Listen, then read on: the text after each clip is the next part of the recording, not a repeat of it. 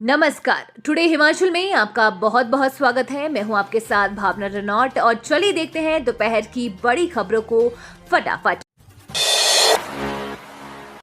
हिमाचल में भारी बारिश से भूस्खलन, 128 सड़कें बंद। मौसम विभाग ने जारी किया ऑरेंज अलर्ट। हिमाचल प्रदेश में जारी बारिश के कारण भूस्खलन और बाढ़ के कारण कम से कम 128 सड़कें बंद कर दी गई हैं। मौसम विज्ञान विभाग ने शनिवार को अलग अलग स्थानों पर आंधी और भारी बारिश का ऑरेंज अलर्ट जारी कर दिया है। वहीं 15 अगस्त तक भारी बारिश का येलो अलर्ट भी जारी किया गया है।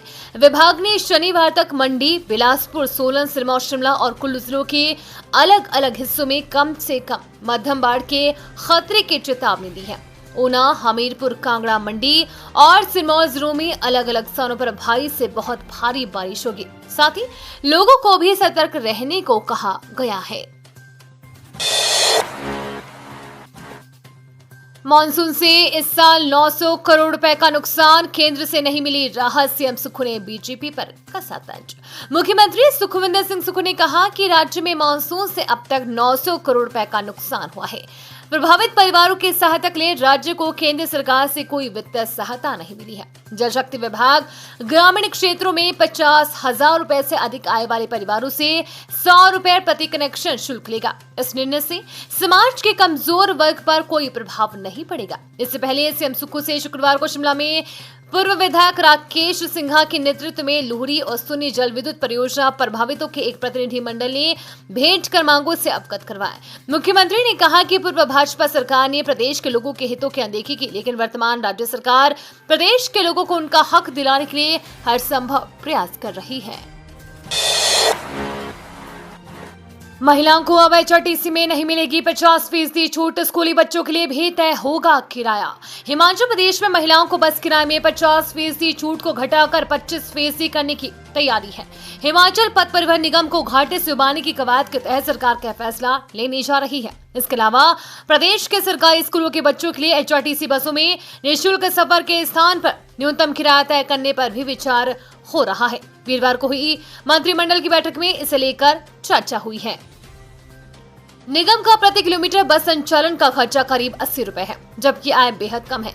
प्रदेश सरकार एचआरटीसी को सालाना करीब 700 करोड़ रुपए ग्रांट देती है। सरकार का प्रयास है कि निगम की माली हालत सुधार कर ग्रांट कम करे। इसी कड़ी में आर्थिक संकट से गुजर रही प्रदेश सरकार सख्त फैसले लेने की तैयारी में है। मंत्रिमंडल की बैठक में सरकार ने पुलिस कर्मियों को निगम की बसों में निःशुल्क सफर बंद करने का फैसला लिया है। इससे पहले एचआरटीसी निदेशक मंडल की बैठक में निजी स्कूलों के बस पास की दरें दोगुनी करने और रियायती कार्ड की दरें दोगुनी कर वैधता अवधि 2 साल से घटाकर 1 साल करने का निर्णय लिया जा चुका है। सीएम सुक्खू बोले, प्राकृतिक खेती योजना जल्द करेंगे लागू, 1,92,000 किसानों को लाभ। मुख्यमंत्री सुखविंदर सिंह सुक्खू ने कहा कि प्राकृतिक खेती को बढ़ावा देने के लिए सरकार कृषि क्षेत्र में हिमोन्नति योजना लागू करने जा रही है। इस योजना के लिए 150 करोड़ रुपए दिए गए हैं। योजना से लगभग 1,92,000 किसानों को प्रोत्साहन मिलेगा, जो पहले से ही 32,149 हेक्टेयर से अधिक भूमि पर रसायन मुक्त खेती कर रही हैं। इस योजना का मुख्य उद्देश्य क्लस्टर आधारित विकास मॉडल के माध्यम से कृषि क्षेत्र को आर्थिक रूप से व्यवहारिक बनाने और प्राकृतिक खेती को बढ़ावा देना होगा। योजना के तहत सरकार छोटे किसानों को एकीकृत करेगी, जिससे वो बड़ी मात्रा में उत्पादन कर सकें।